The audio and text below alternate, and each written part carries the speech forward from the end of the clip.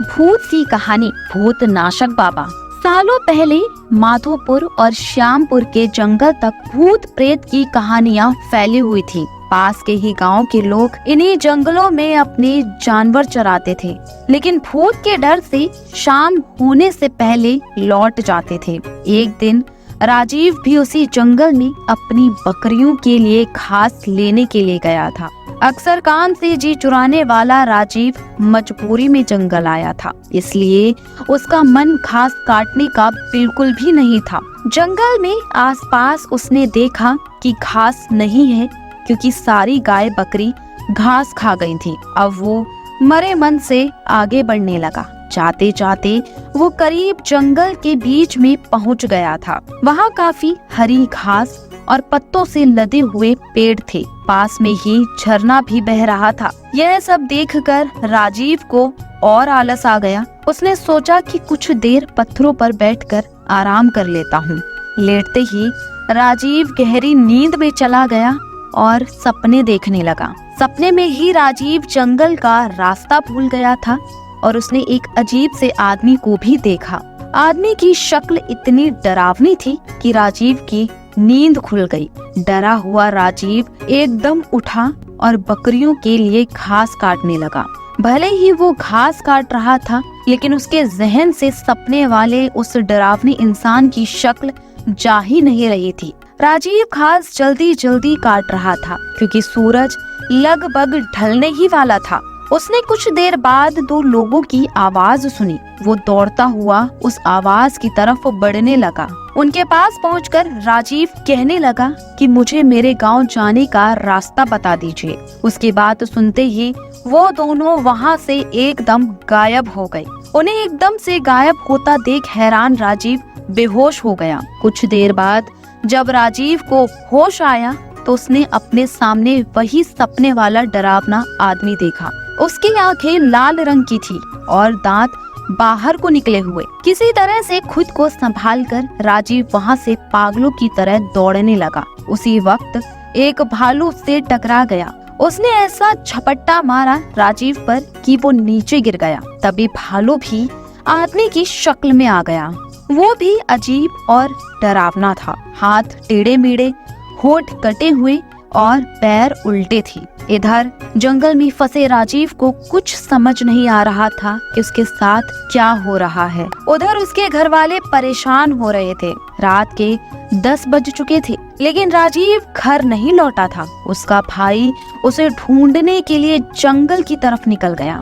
राजीव का भाई एक पैर से ठीक से नहीं चल पाता था, इसलिए मदद के लिए उसके माता पिता के साथ ही गांव के कुछ लोग भी निकल पड़े। जंगल पहुंचने के बाद सबने राजीव के भाई और मां को जंगल के बाहर के हिस्से में ही रुकने के लिए कहा और खुद टॉर्च और कुछ हथियार लेकर अंदर चले गए। करीब 3 दिन से 4 घंटे तक सबने जंगल के चारों ओर उसे ढूंढा, लेकिन वो कहीं नहीं मिला। बस अब जंगल का अंदरूनी और घना हिस्सा ही बचा था। रात के 4 बज रहे थे, इसलिए सबने सुबह होने का इंतजार करने का फैसला लिया और कुछ देर जंगल में ही बैठ गए। सुबह होते ही सब आगे बढ़े और राजीव की तलाश शुरू की, लेकिन वो कहीं भी नहीं मिला। सब थक हार कर अपने अपने घर लौट आए। राजीव किसी एक कोने में भूख प्यास से तड़पता हुआ पड़ा था। उसे इतना होश भी नहीं था कि वो कहाँ है। राजीव का परिवार भी 3 दिन से उसकी याद में परेशान था।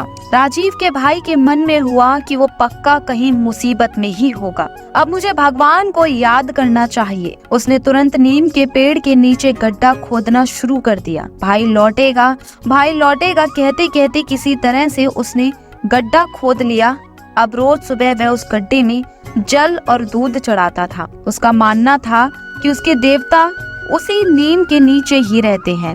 वो रोज सुबह उसी पेड़ के पास बैठ जाता और उसे कोई भी उठाने के लिए आता तो उसे धक्का मार देता था। नीम के पेड़ के नीचे बैठकर राजीव का भाई बस यही कहता था कि मेरा भाई आएगा, उसे मेरे भगवान लेकर आएंगे।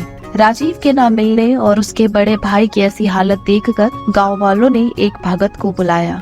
उन्होंने कुछ देर ध्यान लगाकर सबको बताया कि राजीव जिंदा है और वो कल घर आ जाएगा। उसकी मदद करने के लिए खुद भगवान जा रहे हैं। कुछ दिनों बाद राजीव किसी की साइकिल में बैठकर घर सही सलामत लौटकर आ गया। उसका शरीर इतना कमजोर था कि उसे अस्पताल में भर्ती करना पड़ा। करीब 3 दिन बाद उसकी तबीयत ठीक हो गई। अब राजीव के भाई ने पूछा कि तुम्हें क्या हुआ था और किस तरह से तुम बचे। राजीव ने बताया कि उसे जंगल में भूतों ने घेर रखा हुआ था।